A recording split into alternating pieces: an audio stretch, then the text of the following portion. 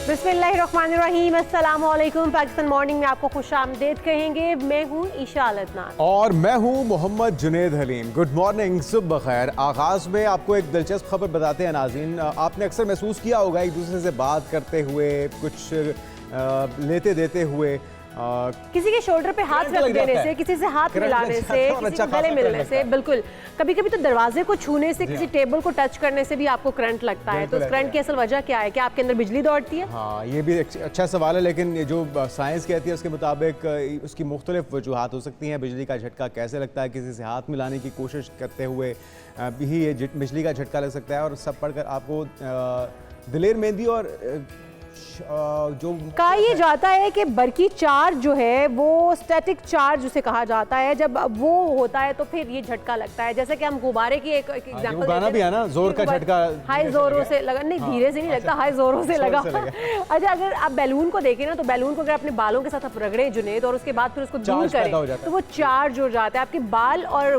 Balloon एक दूसरे की तरफ अट्रैक्ट होते हैं और एक दूसरे की तरफ खिंच रहे होते हैं। तो इसको जी एक मैग्नेटिक होता है जिसकी वजह से ये फोर्स होती है, जिसकी वजह से एक दूसरे के करीब आते हैं और इसे इलेक्ट्रॉन रगड़ना या स्टैटिक चार्ज कहा जाता है। तो ये साइंस जो है ये कहती है कि इसमें कोई जादू नहीं है, बल्कि ये स्टैटिक चार्ज की वजह से एक दूसरे के करीब आता है या करंट आपको लगना शुरू हो जाता है। बिल्कुल, बल्कि चार्ज को स्टैटिक चार्ज भी नाज़रीन कहा जाता है। और चार्ज का मतलब इलेक्ट्रॉन की मुंतकिली होती है। एक जगह से दूसरी जगह ये इलेक्ट्रॉन मुंतकिल होते हैं तो आपको ऐसा लगता है जैसे झटका लगा है, करंट लगा है, और इसकी वजह से आप अलर्ट हो जाते हैं, घबरा जाते हैं। और ये ऐसा, और इसका मतलब हरगिज़ ये नहीं है कि आपके अंदर बिजली मौजूद है और आप अपने अंदर चार्जर लगाएं और आप फोन चार्ज करें, बल्ब वगैरह नहीं जला सकते हैं, पंखा नहीं चला सकते। चलें, ये तो बड़ी नाउमीदी वाली बात है, लेकिन बहरहाल एक दिलचस्प खबर थी, हमने आपके साथ शेयर की है। अब आगे बढ़ते हैं और आज की टॉप 5 स्टोरीज की अगर बात की जाए तो सबसे पहले जिक्र होगा PSL सीजन 10 जोर शोर से जारी है। 7वां मैच आज दिफाई चैंपियन इस्लामाबाद यूनाइटेड और मुल्तान सुल्तान्स के दरमियान रावलपिंडी क्रिकेट स्टेडियम में खेला जाएगा। तो कौन इस वक्त किसको पिछाड़ने के लिए तैयार है, इस पर बात होगी। और उसके बाद आपको बताएंगे फैशन पाकिस्तान का मुआशी आउटलुक मुस्तहकम करार दे दिया है। कितना मुस्तहकम है मुआशी आउटलुक, इस पर भी तफसील से माहिरीन की राय जानेंगे।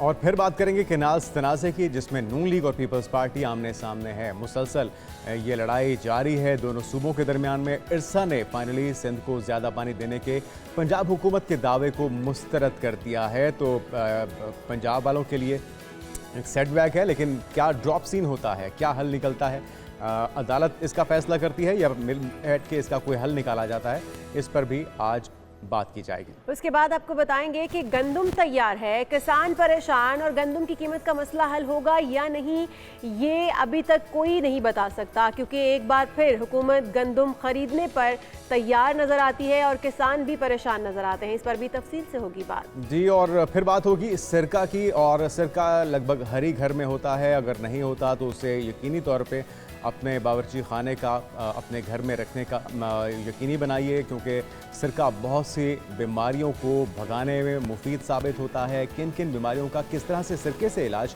मुमकिन होता है और अहादीस की रोशनी में सिरके के क्या फ़वाइद हैं। और नबी पाक का फरमान भी है, जिस घर में सिरका हो वो कभी मुहताज नहीं होता। सुभान अल्लाह। तो इसके बारे में भी हम तफसील से बात करेंगे किस किस तरह से आप सिरके को इस्तेमाल कर सकते हैं। लेकिन सबसे पहले हम आ जाते हैं अपनी पहली स्टोरी की जानिब, जो कि जनाब लाहौर कलंदर्स ने टूर्नामेंट में दूसरी कामयाबी हासिल कर ली है। कल का मैच जो लाहौर कलंदर्स ने अपने नाम कर लिया और लाहौर कलंदर्स ने कराची किंग्स को 65 रन से शिकस्त दी है। चलें, ये तो अच्छी बात है जी। हमें खुशी है इस बात की कि लाहौर ने कमबैक किया है। और आगाज़ में जब वो हारे थे तो एक खदशा पैदा हो गया था कि इस बार भी टूर्नामेंट में नाकामियों का सामना तो नहीं होगा, क्योंकि हम तो लाहौरिये हैं और लाहौरियों को वैसे भी बड़ा शौक़ है कि वो इस तरह के कोई मौके को हाथ से जाने दें। ये और बात है कि अभी तक लाहौर की तरफ आए नहीं है मैचेस, इसके बावजूद जो एक्साइटमेंट है वो भरपूर तरीके से जारी है और शिद्दत से इंतजार हो रहा है कि कज़ाफ़ी स्टेडियम में मैच हो और जाके हम उसको लाइव। अभी रावलपिंडी और कराची में क्योंकि मैचेस हो रहे हैं और क्रिकेट स्टेडियम हम देखते हैं जिस तरह से शायकीन क्रिकेट के साथ भरने चाहिए उस तरह से भरे हुए नजर नहीं आते। लेकिन शायकीन क्रिकेट रावलपिंडी के तारीखी स्टेडियम में एक दिलचस्प और सनसनीखेज मुकाबले की तवक्को कर रहे हैं। और बात कर लेते हैं गुज़िश्ता रोज़ के मैच की भी और आज वाले मैचेस की भी। हमाद सिद्दीकी साहब हमारे साथ मौजूद हैं, स्पोर्ट्स जर्नलिस्ट। आपको वेलकम कहेंगे हमाद भाई। 202 रन्स का ताक़ुब, कराची किंग्स 136 रन्स पर ही ढेर हो गई। ये हो क्या रहा है? कराची के अवाम मैच देखने के लिए स्टेडियम नहीं आ रहे, कराची किंग्स परफॉर्म नहीं कर रही, होम ग्राउंड में उन्हें शिकस्त हो गई है। तो क्या बिल्कुल भी ज़बरदस्ती क्या उन्हें इस बार PSL का हिस्सा बनाया गया? देखिए, थैंक यू जुनैद, बहुत बहुत शुक्रिया। जब PSL स्टार्ट होती है तो उससे पहले ड्राफ्ट होती है, आप प्लेयर्स को पिक करते हैं, बेस्ट पॉसिबल कॉम्बिनेशन देखते हैं कि आपका क्या होगा, जो कि हमें नहीं नजर आया। डेविड वार्नर ऑस्ट्रेलिया से रिटायर हो चुके हैं, रिटायर्ड प्लेयर को आप लेकर आ रहे हैं एज कैप्टन, वो अपनी पीक गुजार चुके हैं, तो उनको आपको नजर आ गया 2 मैचेस में उन्होंने कुछ भी नहीं किया। कैप्टन जो है वो लीडिंग फ्रॉम द फ्रंट इसलिए कहा जाता है कि वो टोन सेट करता है, बाकी उसके साथ फिर परफॉर्म करते हैं। टिम साइफर्ट उनके साथ दूसरे ओपनिंग बैट्समैन है, लेकिन हमने देखा न्यूजीलैंड की पिचेस पे टिम साइफर्ट कितने ब्रूटल थे, लेकिन होमवर्क हुआ उन पे और उनको देखा गया कि कहाँ वो फंस सकते हैं स्पिनर्स के अगेंस्ट। और hats off to Shaheen Shah Afridi. जब डेविड वार्नर की कैप्टनसी की बात की जाए, दूसरी शाहीन शाह अफरीदी की कैप्टनसी की बात की जाए, तो मुझे खुशी पाकिस्तान क्रिकेट के हवाले से है कि शाहीन शाह अफरीदी और फॉर्म बहुत अच्छी परफॉर्मेंस दे रहे हैं। बिल्कुल सही कह रहे हैं, लेकिन हमाद भाई डेविड वार्नर को लाया जाना, उसकी वजह भी यही थी कि जब आप इंटरनेशनल प्लेयर्स को लेकर आते हैं तो आपको नया एक्सपोजर मिलता है, आपके प्लेयर्स को एक नया खेल देखने को मिलता है, या उनकी अगर वो कैप्टन के तौर पर आए हैं तो एक और तरह का खेल जो है वो हम एक्सपेक्ट कर रहे थे कराची किंग्स से। लेकिन अनफॉर्चुनेटली आप कह रहे हैं कि वो रिटायर हो चुके हैं, अपना पीक देख चुके हैं। पीक देखे जाने के बावजूद स्ट्रैटेजी तो वही होती है, खेल तो वही होता है, क्रिकेटर भूल तो नहीं जाता, लेकिन इसके बावजूद हमने देखा कि बुरी तरह से पिटे हैं। देखिए, रिटायर अब कब होते हैं? जब आपसे वो परफॉर्मेंस नहीं दी जाती जो आप अपनी पीक में देते हैं, आपकी फीट नहीं होती, आपके रिफ्लेक्शंस काम नहीं करते। आगाज में हम जिस करंट की बात कर रहे थे वो करंट निकल जाता है, तभी वो रिटायर होता है ना, ऐसे ही है हमाद भाई। बिल्कुल ऐसी है, पीक इसीलिए कही जाती है कि आप उसमें खेलें, और रिटायर आप होते हैं जब आप खुद ये समझ लेते हैं कि नहीं, अब मेरे में वो इतनी क्रिकेट नहीं बाकी रहेगी। खैर एनीवेज, हम लाहौर कलंदर की बात करें तो लूजिंग स्ट्रीक था अगेंस्ट कराची किंग 5 मैचेस का, उसको ब्रेक किया शाहीन शाह अफरीदी ने अपने ओपनिंग स्पेल से। लेकिन अगर बैटिंग की बात की जाए तो फखर जमान, जो अभी तक कह रहे हैं कि नाशुक्री हो जाएगी अगर मैं ये कहूँ कि मैं अच्छा नहीं खेल रहा, तो अपनी फिजिकल फिटनेस की बात करें उस तरफ 100% रिगेन की, लेकिन 2 मैचेस में मैन ऑफ द मैच और ओपनिंग पार्टनरशिप जबरदस्त उनकी, और साथ साथ डैरल मिचेल के साथ उनकी जो कॉम्बिनेशन 2 मैचेस में इन दोनों ने बड़ी अच्छी पार्टनरशिप की। हम देखते हैं कि पहला मैच भी बड़ा अच्छा रहा है हमाद भाई, पहला मैच भी बड़ा टारगेट चेस किया उन्होंने, अच्छा टारगेट चेस किया उन्होंने और बड़ी अच्छी परफॉर्मेंस रही है। फिर उसके बाद अचानक यूं डाउनफॉल शुरू हो जाना, ये समझ से बाहर हो जाता है। जी हाँ, कंसिस्टेंसी इसी के, अच्छी टीम उसी को कहा जाता है जो कंसिस्टेंटली मैचेस को जीतता है।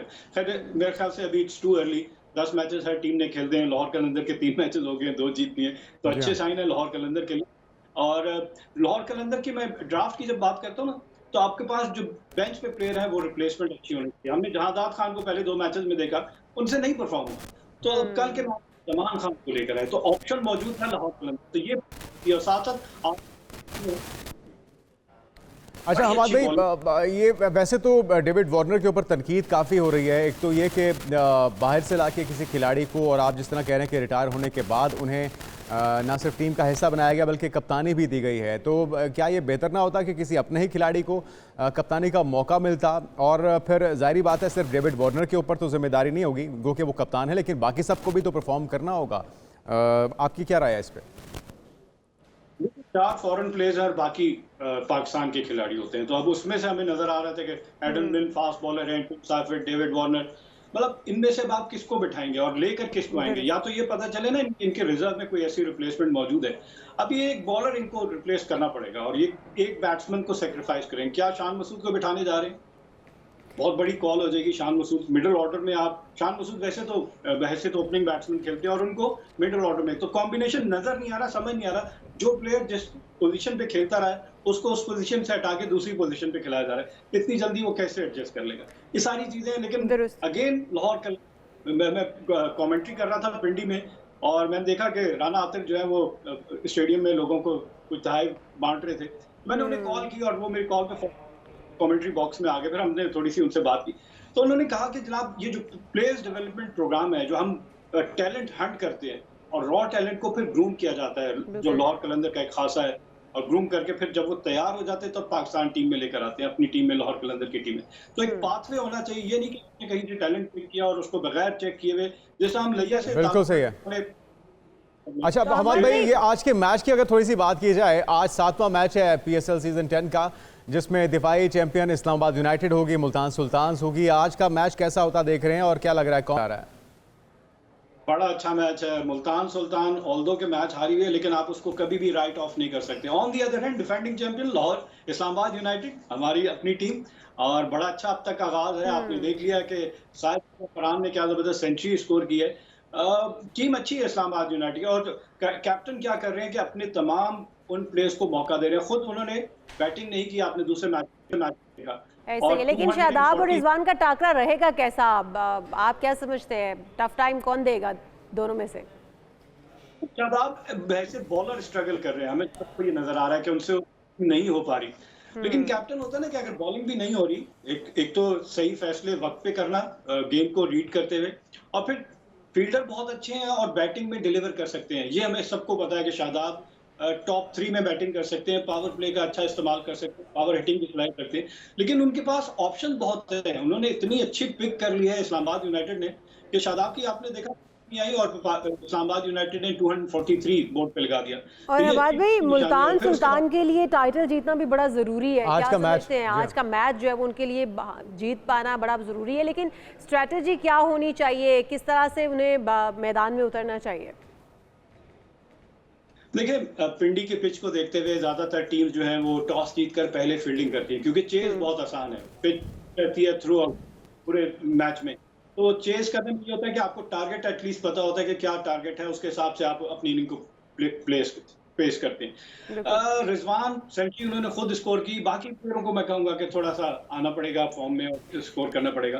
तो बॉलिंग भी हमने देखा कि जिनका कॉम्बिनेशन पिछले 2 सीजन से पहले जब अब्बास और एहसानुल्लाह जबरदस्त बॉलिंग कर रहे थे, वो जो कॉम्बिनेशन इनका ब्रेक हुआ ना, तो उसकी वजह से हमेशा बॉलर्स मैच जितवाते हैं। अब एहसानुल्लाह पेशावर ज़ल्मी के रिजर्व में है और पेशावर ज़ल्मी से हो गया तो उनका पूरी तरह फिट नहीं है, हो सकता खेलेंगे नहीं कैन के साथ। मुल्तान सुल्तान हैवीली करता है रिजवान, फिर उसके साथ रायली रूट अच्छी फॉर्म में है, और मुझे नजर आया कि चलें जी, हमारी नेक ख्वाहिशात, हमारी नेक तमन्नाएं दोनों टीमों के साथ हैं, लेकिन रिजवान की स्ट्रेटजी आज लर्न या वाले से क्या रहती है ये भी देखना होगा। शायकीन पे मुंतज़िर हैं क्योंकि वो काफ़ी अरसे से लर्न ही कर रहे हैं, विन नहीं कर पा रहे। तो उम्मीद है कि तमाशाई भी देखेंगे और एंजॉय करेंगे इस मैच को। बहुत शुक्रिया हमाद भाई, बहुत शुक्रिया। हमाद सदीकी साहब हमारे साथ मौजूद थे। हम एक ब्रेक लेते हैं और ब्रेक के बाद बताएंगे एक फिच की जो ताज़ा रिपोर्ट है उसके मुताबिक कहते हैं कि पाकिस्तान मौशी की आउटलुक वो मुस्तहकम है, लेकिन कैसे मुस्तहकम है ये आपको बताएंगे, लेकिन तफसील के साथ एक ब्रेक के बाद। Stay with us.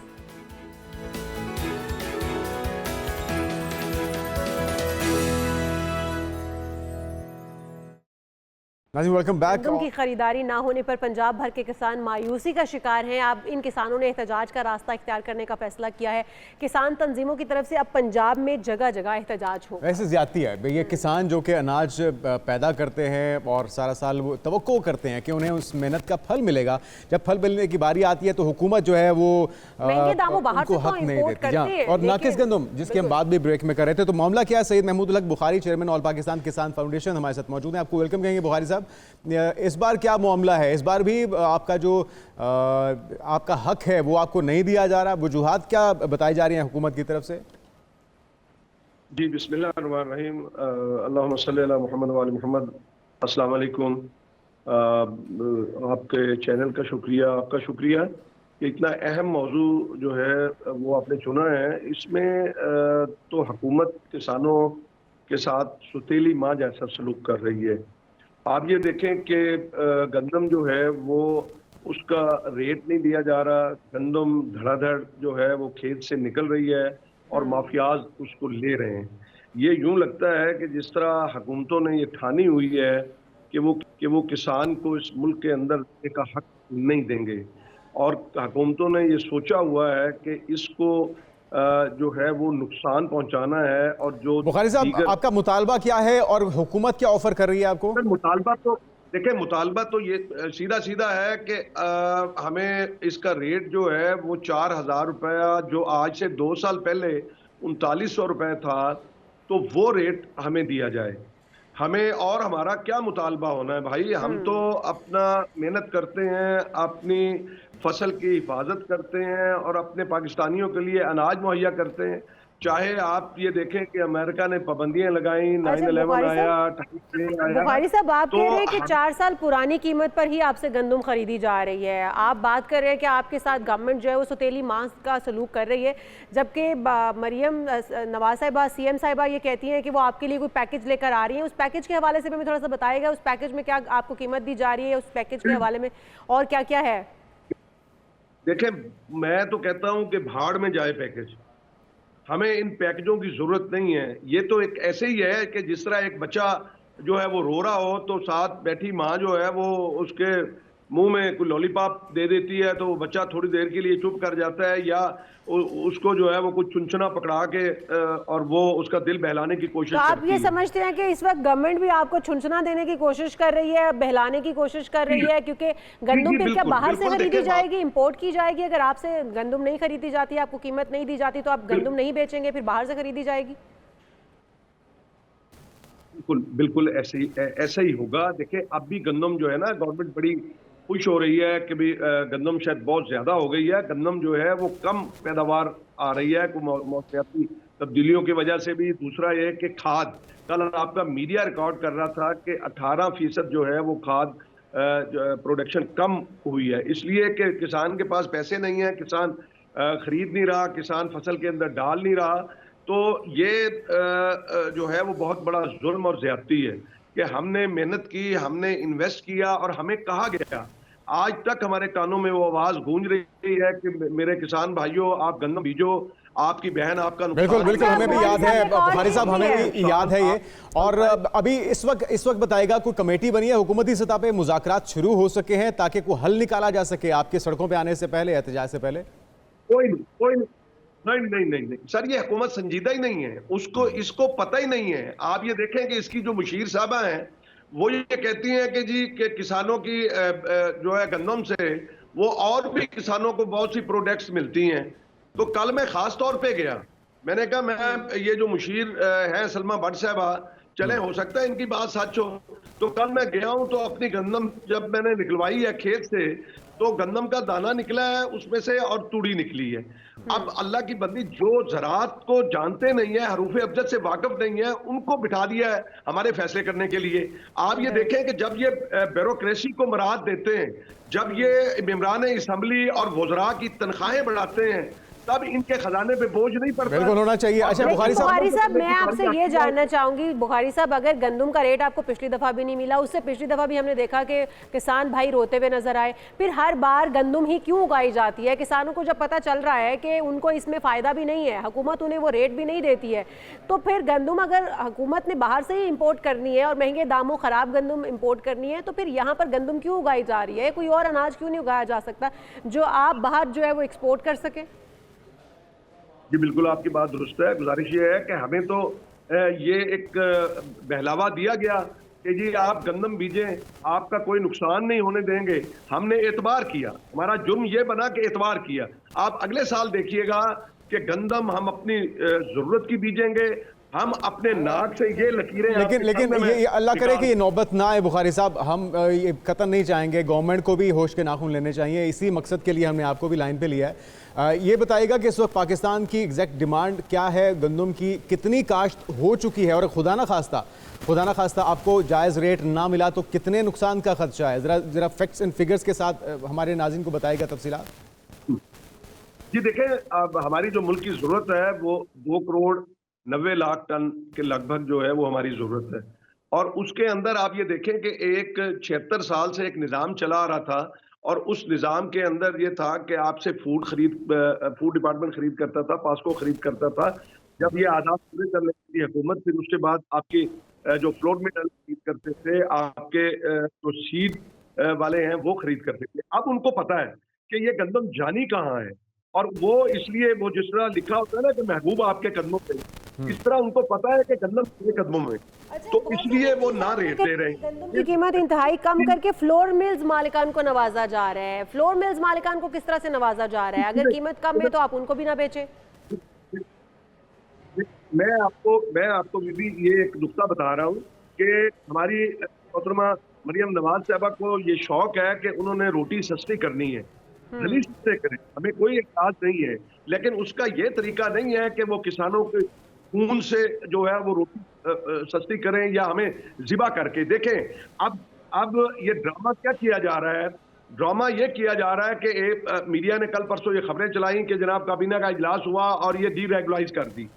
अब चाहे हम सिंध को बेचें, खैबर पख्तूनख्वा बेचें, हम अफगानिस्तान भेजें या बाहर के मुल्क में भेजें, हम आज़ाद हैं। अच्छा, अब किया क्या है? इन्होंने बारीक वारदात डाली है पंजाब हुकूमत ने कि कहा, और उसके बाद आपने रोटी का रेट जो है वो मुकर्रर कर दिया। ये इंटरलिंक, देखिए सस्ता आटा होगा तो सस्ती रोटी मिलेगी, और सस्ता आटा कब होगा? जब गंदम सस्ती होगी। अब ये इन्होंने खूब समझा हुआ है। अच्छा, आप आखिरी बात बता दीजिएगा बुखारी साहब कि आप क्या, आपकी डिमांड्स क्या हैं, क्या कीमत मुकर्रर होनी चाहिए इस साल गंदम की? देखिए 3900 रुपया पहले थी, अब हमें 4500 रुपए दे दें। इंडिया के अंदर इस वक्त जो है वो 1900 रुपया पर मन जो है किसान को नफा दिया जा रहा है, और इंडिया ने 2025-26 की जो है क्रॉप की वीट की जो है हमारे यहाँ तो इतनी गैर यकीनी सूरत हाल होती है कि ज़राअत इनकी तरजीहात में शामिल नहीं है। क्या ये पैकेज से ये 14 तो करोड़ क्या बता रहे हैं आप? सॉरी मैं सुन नहीं पाई, आपने अमाउंट क्या बताइए, क्या मुकर्रर होनी चाहिए? 3900 रुपये। ठीक है, बहुत शुक्रिया सैयद महमूद उल हक बुखारी साहब हमारे साथ मौजूद थे। और 3900 रुपये वो कह रहे हैं कि 4 साल पहले का जो रेट है कम से कम हमें वही दिया जाए, ताकि हम एक तो हमारी गंदम ज़ाया ना हो और फिर नाकिस गंदम बाहर से हमें इंपोर्ट ना करनी पड़े। उसके ऊपर भी सब्सिडी हुकूमत पाकिस्तान देगी आपके और मेरे टैक्स से। बिल्कुल जी, लेकिन यहाँ पर गवर्नमेंट को देखने की और सुनने की ज़रूरत है इन किसान भाइयों की जो इल्तजाएं हैं, ताकि कोई भी जो आपका है वो पिस ना सके। और कोई भी पैकेज अगर आप दे रहे हैं तो पैकेज से पहले उनकी जो बुनियादी ज़रूरत है, जिससे उनका चूल्हा चलना है, जिससे उनकी मेहनत का हक उन्हें अदा होना है, वो तो पूरा कीजिए, ताकि ये एहतजाज ना हो, सड़कों पे ना आए। आगे बढ़ते हैं जी और बात कर लेते हैं कुछ खानपुर की, जहाँ के पेड़े पाकिस्तान के शहरों की सौगातों में से एक सौगात है और लोगों को दहाइयों से काफ़ी शौक रहा है और काफ़ी पसंद किए जाते हैं यहाँ के पेड़े। जुनेद, आपने ट्राई किया? मेरा इत्तेफाक अभी तक नहीं हुआ, लेकिन हमने ये सुना है कि ये न सिर्फ पाकिस्तान भर में पसंद किए जाते हैं बल्कि बैरून मुल्क भी लोग इसे लेके जाते हैं। इनकी मुनफरिद जायका है, लज्जत है और पाकिस्तान में ये काफ़ी शोहरत रखते हैं। जिसने भी एक बार खाया है वैसे इसके लिए हमें चाहिए कि हम ट्रेन पे निकल जाएं खैबर तक बिल्कुल ये ट्रैवल करेंगे तो हर एक जगह की अपनी एक सौगात है। और जिस तरह से हम बता रहे हैं कि खानपुर के पेड़े, तो ये इसका मजा भी ऐसे ही है कि आप ट्रेन में बैठे हैं और वो जब स्टेशन आता है तो आवाजें लग रही होती हैं खानपुर के पेड़े, खानपुर के पेड़े। ट्रेन पे 2-2 घंटे कोई रुकेगी ट्रेन कहीं पर तो फिर ही आप वो सौगातें एंजॉय कर पाएंगे। नॉन स्टॉप ट्रेन ले लीजिएगा ना, मतलब जो बिला वजह ना रुके, स्टेशन के अलावा कहीं ना। बिल्कुल ठीक है जी, हम ट्रेन पर निकलते हैं और ये पेड़े एंजॉय करते हैं, आप भी जरूर एंजॉय कीजिएगा। हम यहाँ पर एक ब्रेक शामिल कर लेते हैं, हमारे साथ दीगर अहम इश्यूज अभी भी बाकी हैं। Stay with us.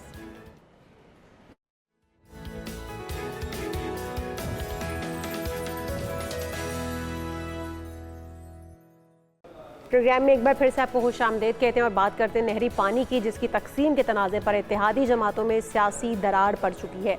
Noon league और पीपल्स पार्टी आमने सामने आ गए हैं और दोनों जमातों के दरमियान फासले बढ़ने लगे हैं। केनाल तनाज़े ने कौमी असम्बली की कार्रवाई भी मुतासिर की है और अदालत का दरवाज़ा पहले ही खटखटाया जा चुका है। तो इसी मामले पर तर्जुमान सिंध हुकूमत अली राशिद साहब हमारे साथ मौजूद हैं। अली भाई, ये जो मामला है अदालत में भी जा चुका, असम्बली की कार्रवाई भी मुतासर हो रही है, आप दोनों इत्तेहादी जमातें हैं, जब बाकी मामलात पे अफ़ाम तफ़हीम से मुज़ाकरात के ज़रिए मामला हल हो सकता है, तो केनाल्स का मामला इतना क्यों तूल पकड़ रहा है? कहाँ पे डेडलॉक आ रहा है और आपको क्या लगता है कौन इसे हल नहीं होने दे रहा? आउज़ुबिल्लाहि मिनश्शैतानिर्रजीम, बिस्मिल्लाहिर्रहमानिर्रहीम। पहले तो थैंक यू, आपने मुझे अपने शो पे बुलाया बात करने के लिए। देखिए, मैं आपको इसका बताता हूँ थोड़ा बैकग्राउंड। इसमें हुआ ये कि कैनाल्स पहले तो आपको जैसे पता है पीपल्स पार्टी का और सिंध गवर्नमेंट का वाज़े मौक़िफ़ है कि नहीं बनेंगे और हम बनने नहीं देंगे, और उसकी कुछ वजूहात देती हैं। वजूहात ये हैं कि ये जिस तरह से उन्होंने ये कैनाल बनाने की कोशिश कर रहे हैं वो गैर आईनी है। अगर ऐसी कैनाल बननी भी है, ये सबसे पहले आइन, कॉन्स्टिट्यूशन, पार्लियामेंट, इंटरनेशनल लॉ, इरसा का कानून, 1991 का वाटर रिकॉर्ड, सबके तकाजे ये कहते हैं कि आप जो हैं पहले ये पार्लियामेंट की बनी हुई फोरम्स हैं, सीसीआई हो गया, एक्निक हो गया, पीएसडीपी पे इसका प्रोजेक्ट बनता है फॉर एग्जांपल, तो ये सिंध सारे सूबे जो है एक फोरम है उसमें मुशावरत करते हैं, ठीक है, वो इसकी फिजिबिलिटी बनती है और फिर उसमें मुशावरत होती है ना। इन्होंने अच्छा, ये मुशावरत तो आपकी किनाल्स निकालने पर होनी चाहिए जो कि नहीं हो पा रही है और मामला तूल पकड़ गया है, ना तो वो असेंबली के अंदर मामला सुलझ रहा है, ना ही फिर कोर्ट के अंदर जो सेटलमेंट हो पा रही है, आउट ऑफ कोर्ट भी नहीं हो पा रही है। लेकिन पहले ही जो पंजाब हुकूमत है वो ये क्लेम कर रही है कि जो पानी की तकसीम है वो जानिबदाराना और नाइंसाफ़ी उस पर हो रही है, और जिसके ऊपर अब देखा जा रहा है कि पंजाब के किसान जो है वो भी परेशान नज़र आ रहे हैं कि पानी कहा जा रहा है सिंध हुकूमत को ज़्यादा जा रहा है, पंजाब को कम मिल रहा है, पहले ही जितना तकसीम होना चाहिए था उतना नहीं आ रहा। तो क्या समझते हैं कि पहले से ये नाइंसाफ़ी कोई चल रही है या फिर जो ये कहा जा रहा है पंजाब की जानिब से वो गलत बयानी पर मबनी है? देखिए, बिल्कुल मैं आपको बताऊं, अगर ऐसा कुछ हो नहीं रहा, अगर फॉर एग्जांपल 2 मिनट के लिए मान भी लेते हैं अगर ऐसा हो रहा है, तो अगर नाइंसाफ़ी हो रही है तो जो कानून, आइन, कॉन्स्टिट्यूशन कहेगा उस नाइंसाफ़ी को आप उसी तरीके से, उस प्रोसीजर से दूर करेंगे ना। आप इसका पहले, सबसे पहली चीज आपको ये करनी है कि इसका बनाया फीजिबिलिटी प्रोजेक्ट वो जाए पीएसडीपी इस चीज की बनती है, अगर ऐसा कुछ हो रहा होता है वो पीएसडीपी बनती है, फिर वो एक्निक में जाती है, एक्निक के बाद सीसीआई जो बनी हुई है सारी सूबों की, उसमें वो लेके आते हैं कि देखें ये कैनाल्स बना रहे हैं, ये एग्जैक्टली इतने एकड़ जमीन है, उससे इतना पानी इधर जाएगा, उतना पानी सिंध का इधर जाएगा, वो डिटेल्स आप ये सारा जो मामला है ये अपनी जगह बिल्कुल ठीक है। और अब सिंध के लिए तसल्ली वाली बात यह है कि इरसा ने भी आपके मौक़िफ़ को दुरुस्त माना है और पंजाब के मौक़िफ़ को उन्होंने अक्सर मुस्तरद कर दिया जो ख़त में उन्होंने बताया। लेकिन ये तो अभी लग रहा है कि आगाज़ है, ये आने वाले दिनों में तो मसला मज़ीद संगीन हो जाएगा। जिस तरह की खुश्क साली या बारिशें कम होने की वजह से कहत साली का हमें सामना है, तो बेहतर ना होता कि हम एक दूररस हल की तरफ जाते अली भाई।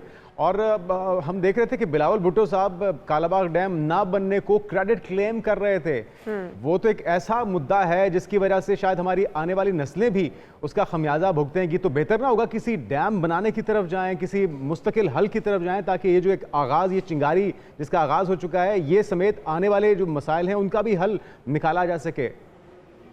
बिल्कुल, आप बिल्कुल सही कह रहे हैं, मैं आपकी बात से इत्तेफाक करता हूँ। डैम्स की तरफ जो है हमें तवज्जो देनी चाहिए, कहाँ बनने, कैसे बनने, और उस पर वर्किंग करनी चाहिए। जहाँ तक रही इसकी बात, देखें, मैं इसकी रीजनिंग तो बेशुमार है। सिंध ऑलरेडी, अगर आप इसका कंपैरिजन कर लें, जो कैनाल्स बनाना चाह रहे थे, जितनी ज़मीन वो पंजाब में जितनी एकड़ ज़मीन आबाद होनी है उससे ज़्यादा सिंध में बंजर हो जाती। फिर सिर्फ ज़मीन और एग्रीकल्चर की बात नहीं रहती। कराची और हैदराबाद जैसे शहर, वहाँ जहाँ पानी की, वैसी बिल्कुल नीचे शहर हैं ये, वहाँ पानी, पीने का पानी लोगों को मिलता नहीं है, वो शॉर्टेजेस हैं, चैलेंजेस हैं, वो लोगों को पानी, पीने का पानी नहीं मिलता, किल्लत उसकी हो जाती। इंटरनेशनल लॉ भी ये कहता है कि जी जो टेल एंड पे प्रोविंस होती है, सिंध जैसे है, उसका राइट पहले होता है। तो ये तो सब चीजें जो हैं, इसकी क्या वजह, क्योंकि आप ये बता रहे हैं कि बहुत सारे सिंध के इलाके ऐसे हैं जहाँ पर पानी पीने का तो दस्तयाब नहीं है, ज़रूरत का पानी भी वहाँ पर मुहैया नहीं है, तो इसकी क्या वजह है? क्या सिंध के अंदर पानी मौजूद तो है? अगर पंजाब को कैनाल्स ना भी निकालने दी जाएँ तो सिंध की अपनी ज़रूरत तो पूरी की जा सकती थी। इससे पहले भी हम देख रहे हैं पानी बहुत ज़्यादा आता है, बारिशें होती हैं, सैलाब की सूरत हाल होती है, और फिर भी शिकवा करना है आपके, बारिश का पानी हो या नहरों का पानी हो, दरिया का पानी हो, वो पानी सिंध को भी पूरी तरह से सैराब नहीं कर पा रहा। देखिए, हमें कर पा रहा है और उस पर हमने वर्किंग की है। जो सैलाब आए थे 2 साल पहले, it was eye opener for everyone. उसकी वजह से बहुत ही तबाही हुई थी और हमारे किसान, ख़ास तौर से सिंध के, अभी उसका जो उसके आफ्टर मैथ था, उसके इफेक्ट से उससे रिकवरी कर रहे हैं। अब बात यह है यहाँ कि देखें, सब चीज़ें अपनी जगह, हम कह रहे हैं जो भी चीज़ है मुशावरत से बात करके करें। अब देखें एक चीज़ है, लेकिन मुशावरत होती हुई नजर आ रही है आपको, क्योंकि पीपल्स पार्टी ये कहती है कि कैनाल्स ना निकलेंगी ना निकलने देंगे। तो इस सूरत हाल में आपको लगता है कि जब मौक़िफ़ इतना सख्त अपना लिया गया है तो कोई बैठ कर मसला सुलझ सकता है? मैं आपको बताऊं, मसला सुलझाना चाहें तो बिल्कुल सुलझ सकता है कि जैसे हम 3 लोग हैं अभी बात कर रहे हैं और हम में एक एग्रीमेंट और एक चीज़ तय हो जाए कि जब भी हम कोई फैसला लेंगे तो एक कॉन्फ्रेंस रूम है, वहाँ जाके हम बैठेंगे और उस कॉन्फ्रेंस रूम में ही हम डिसाइड करेंगे कि हमें करना क्या है। और अगर फिर मैं शामिल नहीं हूँ और आप कहीं और जाके अपनी तरफ से एक फ़ैसला करके उसका ऐलान कर दें और वो मुझे भी इफ़ेक्ट कर रहा हो, तो फिर मैं तो कहूँगा ना, हमारा तो जो कानूनी तकाज़े हैं, आईनी तकाज़े हैं, वो तो ये कहता है कि हम तीनों को एक कॉन्फ्रेंस रूम में जाके बैठना है, इस पे मुशावरत करनी है, फिर सेंसस से फैसला करना है। बाहर आप उम्मीद करते हैं अली भाई कि कोई हल निकल सके, क्योंकि पंजाब तो यही, अभी भी जो पानी रोका जा रहा है वो पंजाब का पानी ज़्यादा रोका जा रहा है, सिंध का कम रोका जा रहा है। लेकिन बहरहाल ये खबरों की जीनत बनने से पहले ही मिल बैठ के आपस में इसका कोई हल निकाला जाए, ताकि बजाय इसके कि ढिंढोरा पीटा जाए और ये शिद्दत पकड़े इख्तिलाफात, और फिर वही बात कि हमें लॉन्ग टर्म प्लानिंग करनी होगी ताकि ये जो अभी थोड़ा इख्तिलाफ है, तो ये है कि पूरे पाकिस्तान को सैराब होना चाहिए, जिसको जितना पानी चाहिए, ज़रूरत है उसकी, उसको वो पानी मिलना चाहिए। ये मामला जो है वो खुश उसलूबी से ताकि बहुत शुक्रिया अली राशिद साहब हमारे साथ। हम अपने आगे अगले टॉपिक की जानिए, बल्कि एक बड़ी मालूमात है जो इनके साथ शेयर करना चाहेंगे कि अमरीकी मुहक्किकीन के मुताबिक ज़लज़ले किसी भी दूसरे कुदरती आफत के निस्बत इंसानी सेहत पर सबसे ज़्यादा असरअंदाज होते हैं। और ये ज़लज़ले हैं आफत की वजह से बस्तियों का नामो निशान भी मिट जाता है। पाकिस्तान ने तो भुगता है 8 अक्टूबर 2005 का ज़लज़ला और जैसे और भी बड़े ज़लज़ले, और ऐसे में मुल्क जापान, जहाँ पे सबसे ज़्यादा ज़लज़ले आते हैं, उन्होंने बचने के लिए टेक्नोलॉजी का इस्तेमाल किया है और हिफाजती इक़दाम कर रखे हैं ताकि उससे कम नुकसान। बिल्कुल जी, वो कहते हैं कि वो इसको रोक पाने की या इससे अपने नुकसानात कम से कम हो, बच पाने की सलाहियत रखते हैं। तो क्या टेक्नोलॉजी रिपोर्ट में के अंदर मौजूद है, इसके ऊपर एक रिपोर्ट है, वो देखते हैं।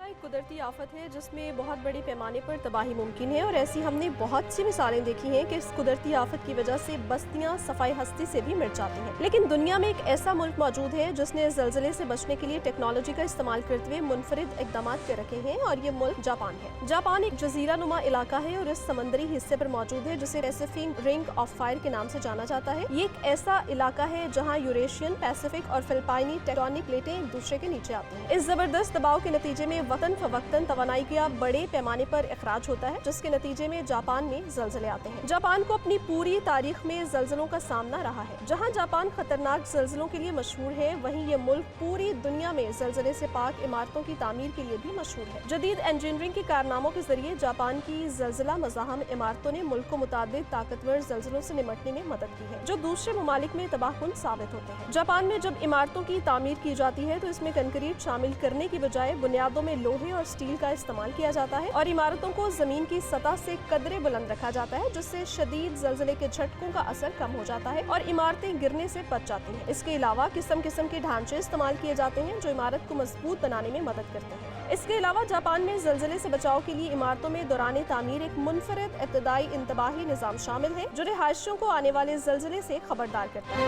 तो नाज़रीन, वो कहावत आपने सुनी होगी कि मुश्किलें इतनी पड़ी हम पे कि आसान हो गई। तो इतने ज़लज़ले आए हैं जापान में कि उन्होंने उससे निमटना सीख लिया। बिल्कुल जी, नई टेक्नोलॉजी ईजाद कर ली उन्होंने। हम यहाँ पर एक ब्रेक शामिल करते हैं, आप कहीं मत जाएगा, दीगर अहम इश्यूज़ अभी भी बाकी हमारे साथ रहिए।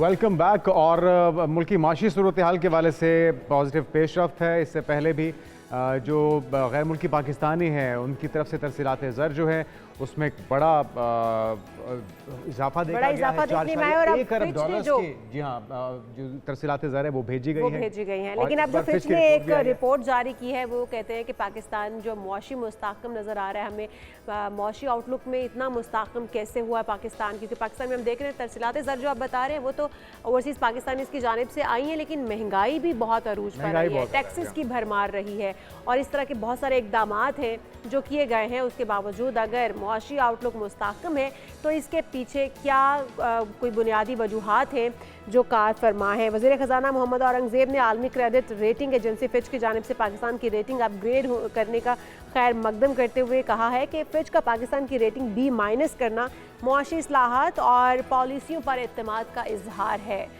जी बिल्कुल, और तवक्को की जा रही कि जून तक पाकिस्तान का मजमूई बजट खसारा कम होकर 6% हो जाएगा, और आलमी रेटिंग एजेंसी ने यह भी कहा है कि दरमियानी मुद्दत में यह खसारा तकरीबन 5% तक महदूद रहने की उम्मीद है। तो डॉक्टर सलमान शाह साहब, साबिक वज़ीर ख़जाना, हमारे साथ मौजूद हैं। डॉक्टर साहब, आपको वेलकम कहेंगे पाकिस्तान मॉर्निंग में। कितना खुश आइंद है, इस पर वाकई में हमें खुश होना चाहिए या अभी भी ये बाइस तशवीश है? क्योंकि ये जो सिचुएशन है, जो रेटिंग इस वक्त आ रही है -B की, वो 2019 की है, तो अभी भी बहुत सा सफ़र करना बाकी है। जी, ये आपने दुरुस्त फरमाया। पाकिस्तान का इस वक्त एक अच्छी सिचुएशन इसलिए बनती जा रही है कि पाकिस्तान ने IMF प्रोग्राम पे अमल किया है और खासी मुश्किल जो डिसीजंस लिए हैं फिस्कल साइड पे। दूसरा इसमें एलिमेंट आ जाता है इंटरनेशनल एनवायरनमेंट का। उसमें ऑयल प्राइसेस जो हैं वो इस वक्त खासी गिरी हुई हैं और ट्रंप की वजह से ये ऑयल प्राइसेस नीचे रहने का ज़्यादा फोरकास्ट किए जा रहे हैं। और जब भी दुनिया में ऑयल प्राइसेस गिरती हैं तो पाकिस्तान की इकॉनमी बेहतर हो जाती है, क्योंकि पाकिस्तान की इकॉनमी ऑयल पे खासी डिपेंडेंट है। अच्छा डॉक्टर सलमान साहब, इसकी बताया जा रहा है, वज़ीर ख़ज़ाना साहब खुद भी कहते हैं कि मुआशी इस्लाहात पाकिस्तान की और पॉलिसीज़ पर एतमाद के इजहार की वजह से रेटिंग के अंदर बेहतरी आई है। और फिर वो ये भी कहते हैं कि जो पाकिस्तान की तवील मुद्दती गैर मुल्की कर्जा जाती रेटिंग है, उसमें भी जो B- आया है, उसमें भी बेहतरी जो है इसी वजह से आई है। कौन सी इस्लाहात मुआशी इस्लाहात हो सकती हैं, कौन से फैसले हैं ऐसे जो किए गए हैं, कौन से ऐसे इनिशिएटिव हैं जो लिए जाने के बाद हम देख रहे हैं कि फिच की जानिब से इतनी बेहतरी दिखाई जा रही है, पाकिस्तान की मुआशी मुस्तहकम पाकिस्तान को करार दिया जा रहा है? देखिए, इस वक्त तो इस्लाहात सिर्फ IMF प्रोग्राम तक महदूद हैं। जो IMF प्रोग्राम में टारगेट लगाया था प्राइमरी सरप्लस देने का, उसका मतलब ये है कि आपने हुकूमती अखराजात जो हैं वो आपने टैक्स रेवेन्यू से पूरे करने हैं। ठीक है। तो वो जो रिक्वायरमेंट है वो खासी सख्त रिक्वायरमेंट है। लेकिन उसके बाद हमारा मसला ये नहीं है कि हमारी रेटिंग बेहतर हो गई है। हमारा मसला ये है कि हमारी इकोनॉमिक ग्रोथ नहीं हो रही। और अभी भी आज भी जो इंफॉर्मेशन आई है कि आपकी लार्ज स्केल मैन्युफैक्चरिंग में नेगेटिव ग्रोथ है इस पर्टिकुलर इस साल में अभी तक। तो हमें रिफॉर्म, इसीलिए तो हम भी तशवीश का शिकार हो रहे हैं डॉक्टर साहब, क्योंकि वज़ीर ख़जाना साहब कल ये भी कह चुके हैं कि मज़ीद महंगाई भी बढ़ेगी, इन्फ्लेशन के बढ़ने की भी वो बात कर रहे हैं कि एक बार फिर से शायद टैक्सेस की भरमार की मद में महंगाई जो है वो बढ़ेगी, यहाँ पे चीज़ों की कीमतें बढ़ा दी जाएंगी जिस भी तरह से। लेकिन साथ ही साथ जो वज़ीर ख़जाना साहब बड़े पुरएतमाद नज़र आते हैं मुआशी मुस्तहकम होने पर, इस्तेहकाम पज़ीर होने पर। तो ये क्या समझते हैं आप, आवाम को भी खुश होने की ज़रूरत है जितना कॉन्फिडेंट हैं इस वक्त वज़ीर ख़जाना साहब? नहीं, आई थिंक ये वर्क इन प्रोसेस है और ये अभी बड़ा टाइम लगेगा, क्योंकि अभी तो सिर्फ स्टेबिलिटी आ रही है ना। स्टेबिलिटी के साथ हमें इकोनॉमिक ग्रोथ चाहिए। इकोनॉमिक ग्रोथ के लिए हमें एक तो हुकूमती अखराजात कम करने की ज़रूरत है, टैक्सेस कम करने की ज़रूरत है, बिजली का निज़ाम ठीक करने की ज़रूरत है, बिजली की निर्ख कम करने की ज़रूरत है और बाकी कॉस्ट ऑफ डूइंग बिजनेस को कम करने की ज़रूरत है।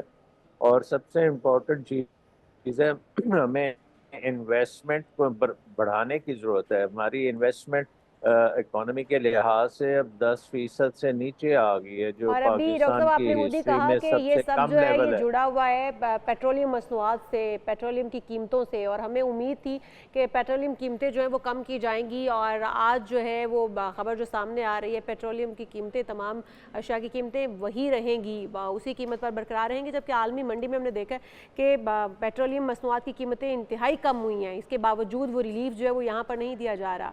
तो क्या माजी में आप देखते हैं इस तरह के फैसले उसकी हुए वजह हैं? नहीं, उसकी वजह ये है कि हुकूमती अखराजात बहुत ज़्यादा है, हुकूमती अखराजात बढ़ते जा रहे हैं। आप देखें मिनिस्टरों की एक पूरी बारात है फेडरल गवर्नमेंट में और प्रोविंशियल गवर्नमेंट्स में। दुरुस्त। हुकूमत का हर चीज़ में मसले आ रहे हैं, एग्रीकल्चर में बेशुमार मसले हैं, इंडस्ट्री में मसले हैं। जब अभी हमने बात की लार्ज स्केल मैन्युफैक्चरिंग नेगेटिव पे जा रही है, और बड़ा टैक्स का निज़ाम हमारा बड़ा अभी कोर्सिव डॉक्टर है साहब आपकी और क्या इन्वेस्टमेंट नहीं तजवीज़ होने है देते। हुकूमत के लिए, क्योंकि सही डायरेक्शन तो चले हमारी हो चुकी है, लेकिन उसमें बहुत से ऐसे इकदाम हैं जो IMF के आयद करदा हैं और उसका फ़ायदा आवाम को तो नहीं होने लगा, ना ही हुकूमत अपने खर्चे कम कर रही है। जिस तरह आप कह रहे हैं काबीना और जो मुशीरान हैं, वज़ीरान हैं, उनकी फ़ौज ज़फ़र मौज है। हमें लॉन्ग टर्म बेसिस पे वो क्या क्या इकदाम करने हैं जिसकी तरफ अभी भी हमने कुछ इनिशिएटिव नहीं लिया, जिससे आवाम को रिलीफ मिले और फिर हमारी रेटिंग ये माइनस के बजाय कहीं पॉजिटिव की तरफ भी जाए? देखें, हमें बेसिकली सबसे पहला इकदाम लेना है कि इकॉनमी में हुकूमत का जो स्ट्रेंगल होल्ड है उसको कम किया जाए और इन्वेस्टमेंट बढ़ाने के लिए प्राइवेट सेक्टर को आगे लाया जाए।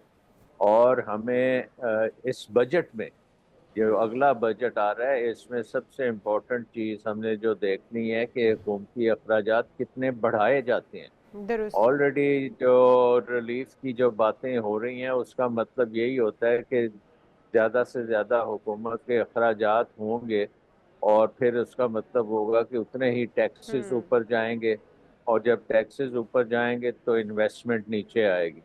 तो यहाँ तो आप पूरे पाकिस्तान के ऊपर टैक्स लगा के हर एक की जेबें खाली करें, अच्छा और यहाँ फिर डॉक्टर आप सलमान साहब, टैक्स अभी के जो जा कीमतें इन्वेस्टमेंट्स जो जी है ना, ये आपको समझने की ज़रूरत है कि जी। पाकिस्तान की इकॉनमी में अगर इन्वेस्टमेंट नहीं होगी तो पाकिस्तान की इकॉनमी मॉडर्नाइज नहीं होगी। हम दुरुस्त बहुत कह रहे पीछे हैं। रह गए हैं। हम आप वाकई देख में रहे बहुत हैं कि पीछे रह हमारी गए हैं, फैक्ट लेकिन जिस तरह हाँ, से चूरन बेचती है उसके आवाम लिए को हुकूमत, इन्वेस्टमेंट उसका चाहिए। क्या किया जाए? अभी आप देखें कि इन्वेस्टमेंट जो है वो भी आवाम की जेबों से निकाली जाती है। गरीब जो एक गांव देहात में इंसान रहता है, मोटरसाइकिल पर फिरता है, उसको भी ये लॉजिक दी जा रही है कि क्योंकि तेल की कीमतें इसलिए कम नहीं की जा रही हैं, बलूचिस्तान में 2 रोया बनाई जा रही है, सड़कें बनाई जा रही हैं, उसके अंदर इन्वेस्ट किया जाना है ये पैसा, जो कि आवाम को रिलीफ नहीं मिल रहा। तो क्या उस आम शहरी को कोई फ़ायदा है अगर बलूचिस्तान के अंदर सड़क बनती है और वो पंजाब के किसी एक देहात में रहता है? और इस तरह से आप समझते ये हैं बड़ा कि ये तरीका दुरुस्त होगा? इस तरह के माजी में भी कोई फैसले हुए हैं? ये बड़ा ख़तरनाक स्ट्रेटजी है कि हुकूमत टैक्स ले रही है और ये कह रही है कि हम डेवलपमेंट कर रहे हैं।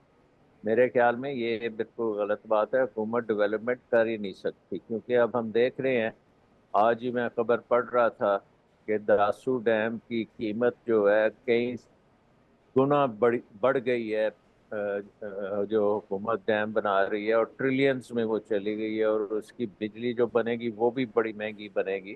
तो हुकूमत का डेवलपमेंट से भी निकलना बहुत ज़रूरी है, और ये आपको एक नया स्ट्रक्चर बनाना पड़ेगा पब्लिक प्राइवेट पार्टनरशिप्स का, कि हुकूमत और कैपिटल मार्केट्स को आपको डेवलप करना पड़ेगा, आपको बैंकिंग सिस्टम को ठीक करना पड़ेगा, ताकि इंफ्रास्ट्रक्चर में प्रॉपर इन्वेस्टमेंट हो सके और उस इन्वेस्टमेंट की बेसिस पे पाकिस्तान की इकॉनमी बेहतर हो।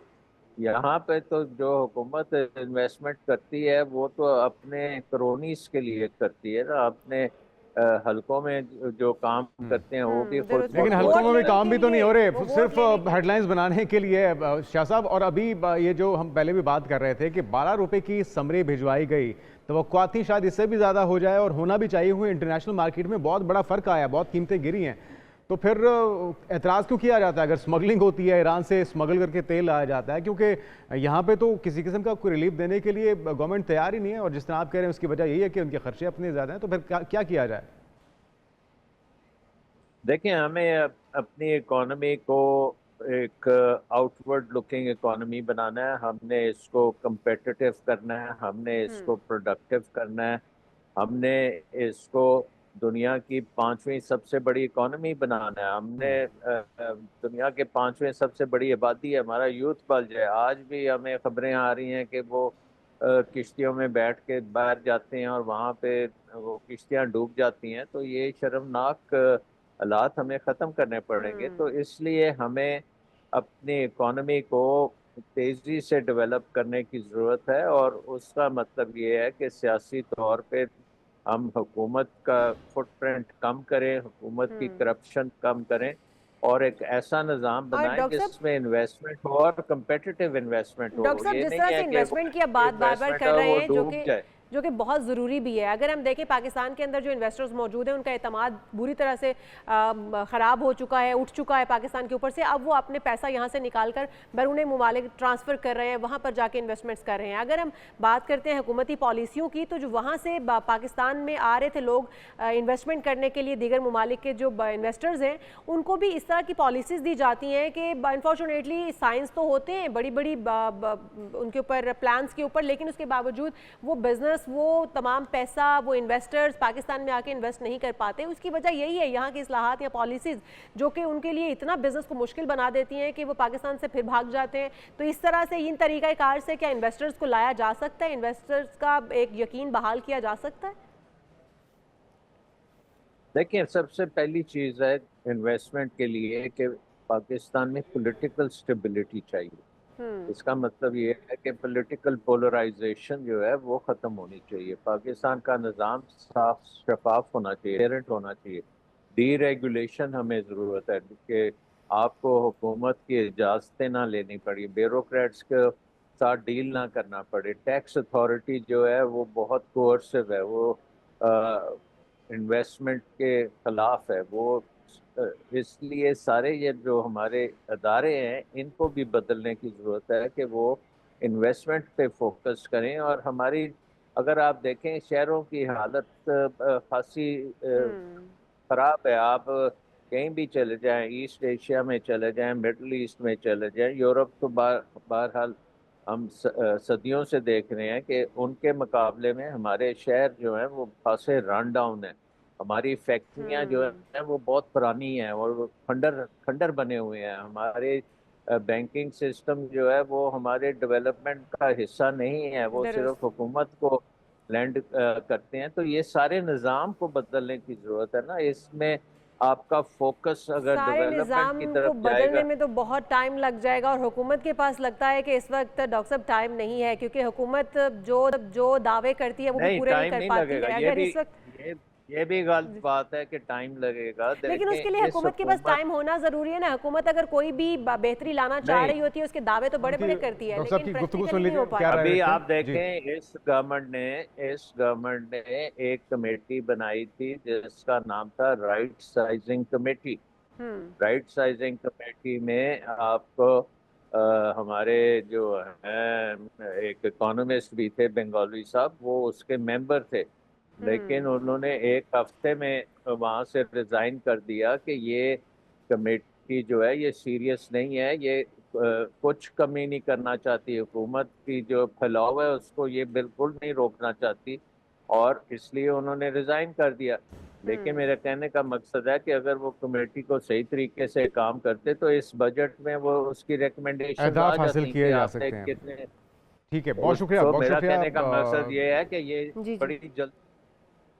डॉक्टर सलमान शाह साहब हमारे साथ। अभी बजट की आमद है, उसके लिए तैयारियां चल रही हैं, लेकिन पहले ही खतरे की तलवार लटक रही है पाकिस्तानियों के सर पे, क्योंकि IMF ने वो तमाम इकदाम करने के लिए हुकूमत पाकिस्तान को तैयार कर लिया है, जिससे मजीद महंगाई आएगी, मजीद टैक्सेस की भरमार होगी, और जो रिलीफ हम तवक्को कर रहे थे बिल्कुल जी, जो सिरे से आया ही नहीं है। ये नहीं कि थोड़ा रिलीफ दे दे, और उन्होंने कहा कि जी जरूरत ही नहीं है पाकिस्तान की आवाम को। अगर हम देखें तो ना तो बिजली में रिलीफ मिला है, ना ही आपको पेट्रोलियम मसनूआत में मिला है, और महंगाई भी होने जा रही है। तो आप कमर कस लीजिए, अवाम अपनी पेटियां बांध लीजिए। लॉलीपॉप दिया गया और हेडलाइंस बना दी गई हैं, बड़ी बड़ी हेडलाइंस बना के, बैनर्स लगाए गए हैं बाकायदा कि 7 रुपए बिजली में रिलीफ दिया गया है, लेकिन वो 7 रुपए कहाँ पर है ये नजर नहीं आया। तो कुछ ख्याल कीजिए, हुकूमती ऐवानों से जो इक़्तिदार में बैठे लोग हैं उनको सोचना चाहिए कि पाकिस्तान के अवाम जो आपको चुन के लाते हैं बड़े प्यार मोहब्बत से और तवक्कुआत के साथ कि आप उनको रिलीफ देंगे, उनकी लाइफस्टाइल को आसान बनाएंगे, बेहतर बनाएंगे, उनके लिए भी कुछ इकदाम कीजिए। हम यहाँ पर एक ब्रेक शामिल करते हैं, आप कहीं मत जाइएगा, दीगर हम इशूज़ अभी भी बाकी हैं। Stay with us.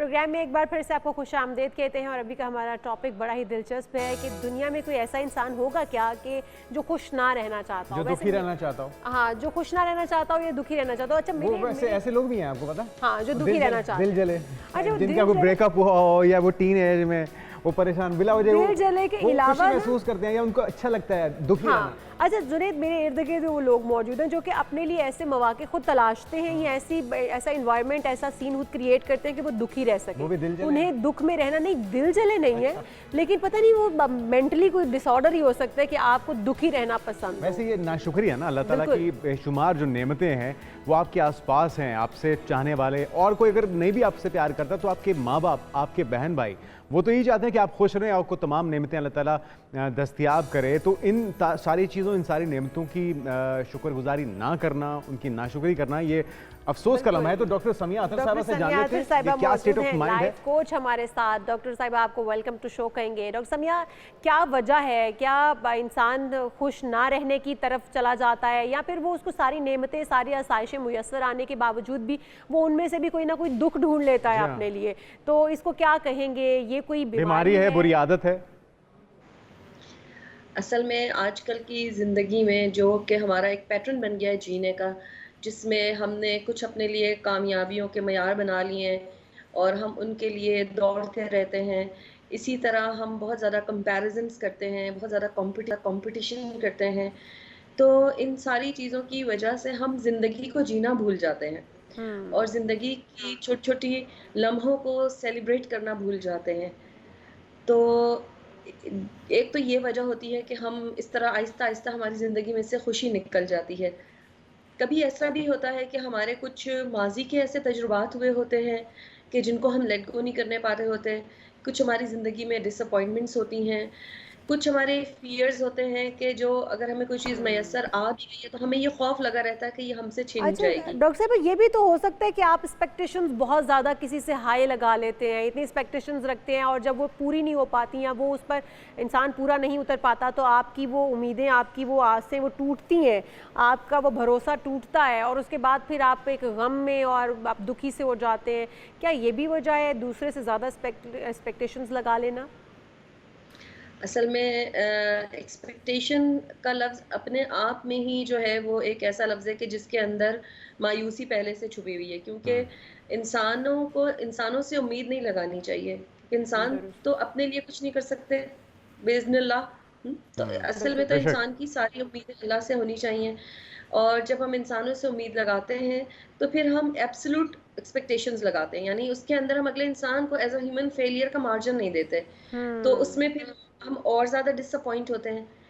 तो इंसानों को, बाकियों को भी अपने ही जैसा इंसान समझें और अगर उम्मीद लगाएं और वो टूट जाए तो समझें कि वो इंसान है।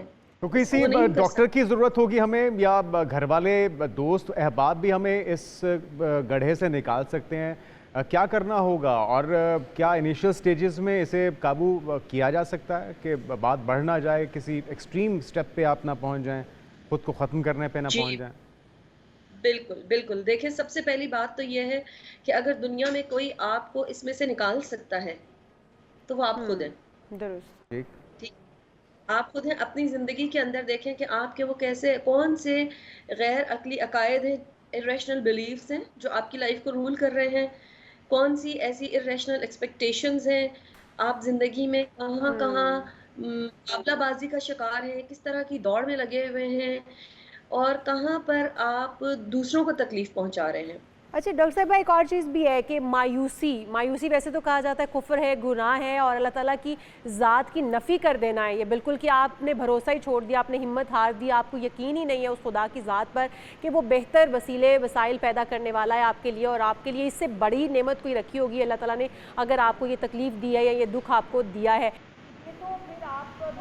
जी बिल्कुल। देखिए, जो डिप्रेशन की रूट कॉज में हमें कुछ फीलिंग्स मिलती हैं, कुछ इमोशंस मिलते हैं जो बेसिकली आगे जाकर डिप्रेशन की शक्ल इख्तियार करते हैं। उनमें दो बेसिक इमोशंस होते हैं, एक है होपलेसनेस और एक है हेल्पलेसनेस, यानी मायूसी और इंसान का अपने आप को हेल्पलेस और पावरलेस समझना। तो ये जो मायूसी है, ये कोई छोटी और मामूली बात नहीं होती है, क्योंकि यही वो है कि जो आहिस्ता-आहिस्ता इंसान को डिप्रेशन की तरफ ले जाती है। और फिर अगर इसके ऊपर इंसान खुद तवज्जो ना दे, उसके आस-पास वाले उसके ऊपर तवज्जो ना दें, तो फिर यही डिप्रेशन आहिस्ता-आहिस्ता इतना एक्यूट हो जाता है कि इंसान की ज़िंदगी में से उम्मीद और खुशी बिल्कुल ख़त्म हो जाती है। और कोई टाइम ऐसा भी आता है कि इंसान ना सिर्फ़ ये कि अपनी जान का दुश्मन बन जाता है, बल्कि अपने प्यारों की जान का दुश्मन भी बन जाता है। तो ऐसा नहीं है कि ये कोई मामूली चीज़ें हैं, इनको देखना चाहिए और इनको नज़र में रखना चाहिए है। और याद रखें कि खुशी जो है वो बड़ी-बड़ी चीज़ों में नहीं होती, खुशी छोटी-छोटी चीज़ों में होती है। हमें खुशी को अपने अंदर अलाउ करना होता है, उसको इजाज़त देनी होती है कि वो हमारी ज़िंदगी में दाखिल हो। अपने ज़िंदगी के अंदर छोटी-छोटी चीज़ों को सेलिब्रेट करके, उस वक़्त को सेलिब्रेट करके जो हमने अपने प्यारों के साथ गुज़ारा, अपनी छोटी-छोटी कामयाबियों को सेलिब्रेट करके। और ये सारा कुछ उसी वक़्त होता है ना कि जब हम अपनी ज़िंदगी में नेमतों को देखते हैं, उनकी शुक्रगुज़ारी करते हैं और उसके बाद हम उसको ऑनर करते हैं। तो याद रखें कि ग्रैटिट्यूड यानी शुक्रगुज़ारी जो है, ये एक बहुत अहम चीज़ है खुश रहने के लिए। और अगर हम अपनी एक छोटी-सी आदत बना लें, जो मैं अक्सर अपने क्लाइंट्स को भी ये बात कहती हूँ कि अगर हम एक छोटी-सी आदत बना लें ग्रैटिट्यूड जर्नलिंग की, एक छोटी-सी कॉपी, एक नोटबुक रख लें जिसका नाम रखें हम ग्रैटिट्यूड जर्नल, और हर दिन उसमें उस दिन की तारीख डालकर और ऊपर लिखें today I am grateful because, आज मैं अपने खुदा की शुक्रगुजार हूँ क्योंकि, और उसके बाद जो नेमत आपको मिली उसका शुक्र अदा करें। छोटी-छोटी चीजें लिखती रहें, बिल्कुल कोई भी ऐसे। चीज लिख। अच्छा डॉक्टर साहिबा, कुछ लोग तो ये भी हैं जिनको पता है कि उनको नेमतें मिली हुई हैं, वो उस पर शुक्र तो अदा करते हैं, लेकिन कहीं ना कहीं उनको ये ऐसा लगता है कि वो जब गम में होते हैं तो वो ज़्यादा खुशी महसूस करते हैं और वो अपने इर्द गिर्द ऐसा इन्वायरमेंट क्रिएट करते हैं, ऐसा सीन क्रिएट करते हैं कि वो अपने आप को दुखी महसूस कर सकें और दूसरों के सामने भी अपनी लाचारियाँ, अपनी तकालीफ जो कि होती नहीं है, लेकिन वो अजम्पशन में ही चले जाते हैं ना, अज्यूम करते रहते हैं कि हमें ये दुख मिला, हमें ये तकलीफ़ है, और उनके पास जबकि सब कुछ मौजूद होता है। वो कौन सी कैटेगरी है? ये अटेंशन सीकर्स होते हैं। अच्छा, इनको हम कहते हैं कि ये लोग अटेंशन सीकिंग बिहेवियर है ये, और ये क्योंकि उनको नेगेटिव अटेंशन मिली होती है तो उनको ये मालूम अटेंशन होती है। जो अटेंशन ले रहा होता है उसको नेगेटिव और पॉजिटिव नहीं पता होता, उसकी तो भूख मिटा रही है ना, उसकी तो अटेंशन की जो एक लस्ट है उसको पूरा कर रही है। तो ऐसे में जो है वो, अगर ऐसे इंसान की प्रोफेशनली हेल्प ना की जाए, उसकी उस चीज को, उस रूट कॉज को ना एड्रेस किया जाए कि जो उसके इस अटेंशन सीकिंग बिहेवियर को कॉज कर रही है, तो फिर ना सिर्फ ये कि ये उस इंसान की अपनी जिंदगी को अजाब कर देती है चीज, उसके प्यारों की जिंदगी को भी ये चीज अजाब कर देती है। बिल्कुल, तो शुक्रगुजारी करना चाहिए जी, और प्रोफेशनल हेल्प लेनी चाहिए। जब आप ये देखें खुद के अंदर या अपने किसी प्यारे के अंदर कि वो इस तरह से एक नेगेटिव साइकिल के अंदर है और अटेंशन सीक कर रहा है बाय बीइंग नेगेटिव, तो फिर उसको बेसिकली प्रोफेशनल हेल्प की ज़रूरत होती है और उसको उस तरफ गाइड करना चाहिए। या खुद को अगर आप इसके अंदर घिरा हुआ पाएं, ट्रैप्ड पाएं, तो फिर आप खुद इसके अंदर प्रोफेशनल हेल्प लें। बहुत शुक्रिया, ठीक है। बहुत डॉक्टर समिया अतर साहिबा बिल्कुल ठीक कह रही थी, प्रोफेशनल्स की हेल्प लेनी चाहिए और जो अल्लाह ताला की नेमतें हैं उन्हें पहचानें, अपना कंपैरिजन दूसरों के साथ करना छोड़ें, ताकि आपको ये एहसास कमतरी ना हो कि आपके पास अल्लाह ताला ने जो दिया है वो किसी से भी कम है। बिल्कुल, और अपने आप को आईने में देखकर आप अल्लाह ताला का शुक्र अदा करें, जो नेमतें, जो हर अज़ा से मुकम्मल आपको अल्लाह ताला ने बनाया है, ज़िंदगी दी है, इससे बड़ी नेमत कोई हो ही नहीं सकती है। तो जब आप अल्लाह ताला का शुक्र अदा करना शुरू करेंगे तो आप मायूसी से और इस दुख से निकल आएंगे। बिल्कुल, हम यहाँ पर एक ब्रेक शामिल करते हैं, जब ब्रेक से वापस आएंगे बताएंगे कि सिरके के फवायद क्या क्या हैं, नबी अकरम का फरमान इससे मुतल्लिक क्या है। एक ब्रेक के बाद स्टे विद अस।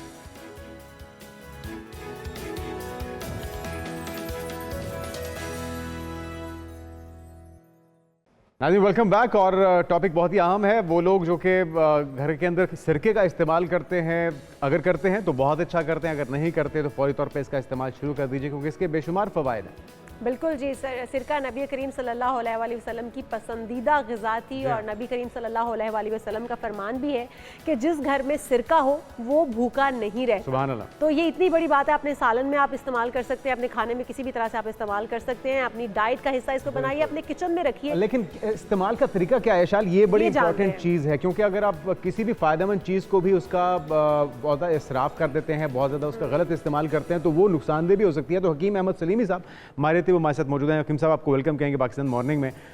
नबी अकरम की जो बात है, इससे हमारे लिए इतना तो काफ़ी है कि सिरका हर घर में होना चाहिए। तरीका इस्तेमाल क्या हो जिससे इसके फ़वाइद ज़्यादा से ज़्यादा हासिल किए जाए? बिस्मिल्लाहिर्रहमानिर्रहीम, बहुत शुक्रिया जी। सिरका जो तिब्ब नबवी में जो चंद बेहतरीन चीज़ें और जिक्र की कि उसमें सिरका एक बहुत ऊपर और नबी सल्लल्लाहु अलैहि वसल्लम के हवाले से 2-3 रवायात मिलती हैं इस हवाले से। हज़रत जाबिर बिन अब्दुल्ला फरमाते हैं कि नबी सल्लल्लाहु अलैहि वसल्लम ने एक दफ़ा अपने घर में पूछा कि घर में कुछ चीज़ खाने के लिए है, तो गालिबा ने कहा कि सिरका है। तो नबी सल्लल्लाहु अलैहि वसल्लम ने फरमाया कि सिरका सालन का सरदार है। सुभान अल्लाह। ठीक है, तो जिस घर में सिरका होगा वो कभी गरीब नहीं होगा। वाह वाह, सुभान अल्लाह। और एक और रवायत है नबी करीम सल्लल्लाहु अलैहि वसल्लम के हवाले से, हज़रत उम्मे हानी फरमाती हैं कि नबी सल्लल्लाहु अलैहि वसल्लम हमारे घर तशरीफ़ लाए और उन्होंने इरशाद फरमाया कि घर में कुछ खाने के लिए है। तो हमने कहा नहीं, नबी सल्लल्लाहु अलैहि वसल्लम हमारे घर में सिर्फ खुश्क रोटी और सिरका है। तो नबी सल्लल्लाहु अलैहि वसल्लम ने फरमाया कि वही लाओ, और जिस घर में सिरका होगा वो कभी गरीब नहीं अच्छा, तो ये सब एक यहाँ तो पर मैं एक चीज़ जानना चाहूँगी, सॉरी टू कट, के सिरका 2 तरह का है, एक सफ़ेद सिरका है और एक एप्पल साइडर विनेगर जिसको कहते हैं हम, वो सिरका है। अब सेब का सिरका और वो अंगूर का शायद सिरका कहा जाता है, कौन सा सिरका जो है वो, उसके बारे में ये फरमान है? और सिरका दोनों क्या एक ही तरीके से इस्तेमाल हो सकते हैं, दोनों की इफादियत भी एक ही जैसी है? जी नहीं, एक सिंथेटिक सिरका है जिसे हम एसिटिक एसिड कहते हैं, जो लेबॉर्ट्री में कमर्शियली तैयार किया जाता है, जो वाइट सिरका जो वाइट। लेकिन हमें शॉप्स पे तो वही दस्तयाब है। नहीं, दोनों मगर दस्तयाब। दोनों, अच्छा नहीं, 2 किस्म का नहीं है सिरका, कई किस्म का ठीक है है। और वो फलों की निस्बत से होता है। चुकंदर का सिरका होता है, सेब का होता है, प्याज का होता है, जैतून का होता है, खजूर का होता है, गन्ने के रस का होता है। लेकिन जो ज्यादातर यूज होने वाले हैं वो 2 सिरका हैं, वो सफेद सिरका और एप्पल साइडर विनेगर, अंगूर का सिरका और सेब का सिरका। अंगूर का सिरका और सेब का सिरका, जी। जो मुख्तलिफ मार्केट में आप कमर्शियली ज़्यादा अवेलेबल है, वो 2 सिरके हैं। अदरवाइज जो मेडिसिनरी यूज़ होते हैं वो सिरका जो है ना, गन्ने के रस का सिरका, वो भी बड़ा मुफीद है इसमें। हत्ता कि अनार के रस का सिरका भी मौजूद है, वो भी बड़ा मुफीद होता है। आपने पूछा था इस्तेमाल का तरीका इसमें। जी जी। इससे पहले मैं थोड़ी सी अफाजियत बताऊं कि हमारे जिस्म में हम जरासीम का लफ्ज़ सुन के ना एक डर जाते हैं कि जरासीम हमलावर होगा, हमारे गले की इन्फेक्शन हो जाएगी, पेट ख़राब हो जाएगा, कॉलरा या हैज़ा वगैरह हो जाएगा।